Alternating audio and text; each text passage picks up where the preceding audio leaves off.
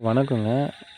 நீங்க ஆன்லைன்ல வந்து பட்டா வேணும்னு சொல்லி விண்ணப்பங்கள் வந்து அ விண்ணப்பிச்சிருந்தீங்க, அப்ளை பண்ணியிருந்தீங்க ஆன்லைன்ல அப்டின்னா, அது யாராவது நிராகரிச்சுட்டாங்கன்னா, உடனே என்ன பண்ணுங்கன்னா, ஆ கம்ப்ளைண்ட் பண்ணுங்க உயர்நீதிமன்றத்தில. ஏன்னா என்ன சொல்லியிருக்காங்கன்னா, ஆன்லைன்ல விண்ணப்பங்கள் வந்து விண்ணப்பிச்சிருக்காங்க, பட்டா வேணும் அப்டின்னு சொல்லிட்டு அப்டின்னா, அத விசாரிக்காம யாராவது அத கேன்சல் பண்ணாங்க, நிராகரிச்சாங்க அப்டின்னா, நீங்க அந்த நபர்கிட்ட ஃபார் எக்ஸாம்பிள் விஏஓ கிட்ட போய் கேட்டுட்டு எதனால நிராகரிச்சாங்கன்னு சொல்லி கேட்டுட்டு, அதுக்கான உரிய டீட்டெயில்ஸோ, ரீசனோ எதுவுமே தெரியல அப்படின்ற பட்சத்தில என்ன பண்ணுங்கன்னா, ஏதாவது ஒரு மனு போடுங்க.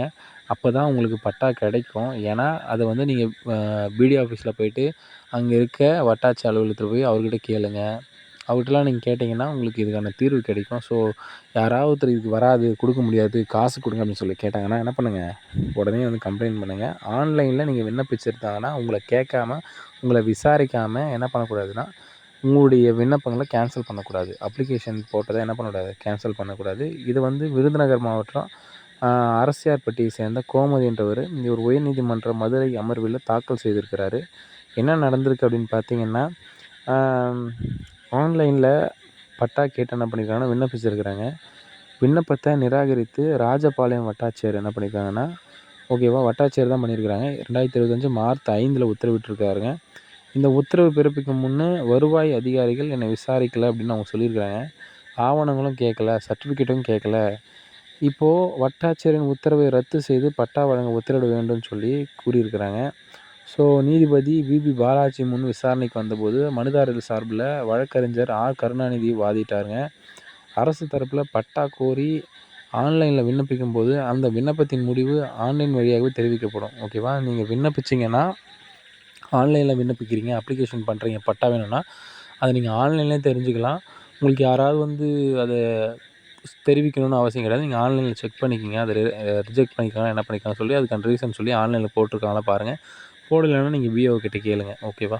செகண்ட், இல்லன்னா திருப்பி ஒரு வாட்டி கூட அப்ளை பண்ணி பார்த்துக்கலாம். இப்போ என்னன்னா, விண்ணப்பத்தின் முடிவுகள ஆன்லைன்ல தெரிவிச்சுக்கலாம், பார்த்துக்கலாம் அப்படின்னு சொல்லிட்டாங்க. ஆன்லைன்ல விண்ணப்ப முறை இப்படி தான் உள்ளது அப்படின்னு பார்த்தீங்கன்னா, நீங்க அதில ஸ்டெப் பை ஸ்டெப்பாவே இப்படி தான் இருக்கும். என்னன்னு பார்த்தீங்கன்னா, ம் அதிகாரிகள நேர்ல சந்திக்கும்போது விரிவான உத்தரவு பிறப்பிக்கப்படும். அதன் பிறகு அந்த உத்தரவு தொடர்பாக நீதிமன்றத்த அணுகலாம்னு சொல்லியிருக்கிறாங்க. நீதிபதி பிறப்பித்த உத்தரவு ஏற்கனவே உயர்நீதிமன்ற ராணி என்பவர் தொடர்ந்து வழக்கில பட்டா கேட்டு ஆன்லைன்ல விண்ணப்பிச்சுட்டே இருக்கிறாரு. சம்மந்தப்பட்டவர்கள அழைச்சு விசாரிக்காம, ஆவணங்கள பரிசீலிக்காம கோரிக்கைய நிராகரிக்க கூடாதுன்னு உத்தரவிட்டிருக்கிறாரு. இந்த வழக்குல மனுதாரர விசாரிக்காம அவரது ஆன்லைன் பட்டா விண்ணப்பங்கள் நிராகரிக்கப்பட்டிருக்கு. இதில் உயர்நீதிமன்ற வழிகாட்டுதல் விதிமுறைகள் மீறப்பட்டுள்ளது. இதனால மனுதாரரின் மனு மீண்டும் வட்டாட்சியருக்கு அனுப்பப்படுது. வட்டாட்சியர் மனுதாரர் விசாரணை நடத்தி ஆவணங்களை பரிசீலித்து 8 வாரத்தில் இறுதி உத்தரவு பிறப்பிக்க வேண்டும். அதாவது 8 வாரம், கிட்டத்தட்ட 2 மாதங்க. ஆன்லைனில் விண்ணப்பிக்கிறீங்க அப்படின்னா, அதை யாராவது ஒரு நிராகரிச்சுட்டாங்க அப்படின்னா, அதை என்ன பண்ணணும்னா நீங்கள் கோர்ட்டில் ஒரு மனு போடுங்க. இல்லைன்னா திருப்பி அப்ளிகேஷன் பண்ணுங்கள். உங்களுக்கு ரிஜெக்ட் பண்ணியிருக்காங்களா, என்ன பண்ணியிருக்காங்கன்னு செக் பண்ணிக்கங்க. அது ஆன்லைன்லேயே பண்ணியிருக்காங்க. ஸோ, முக்கியமான விஷயம் என்னென்னா, நீங்கள் ஆன்லைனில் அப்ளை பண்ணுறீங்கன்னா, அதுக்கான டீட்டெயில்ஸை ஆன்லைன்லேயே தெரிஞ்சுக்கலாம் அப்படிங்கிறது இன்றைக்கான அப்டேட். ஓகேவா?